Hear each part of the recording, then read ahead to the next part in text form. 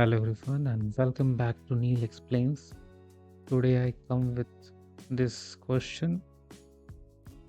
So if you have already solved this question, then comment your answer. I will give heart in the comment section, and for those who don't know the answer, I will solve for them. So here our question is 8 divided by 2 parentheses 2 plus 2 parentheses closed. So we will solve with the PEMDAS, and first we will solve for parentheses.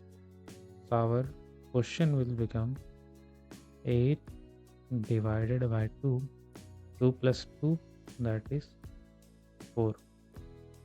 Now, as we know, division and multiplication have the same priority, and in that case we solve it from left to right. So first we will do the division operation. So the next step will be 8 divided by 2, which is 4. Now we will write multiply into 4, and answer will be 4 into 4, that is 16.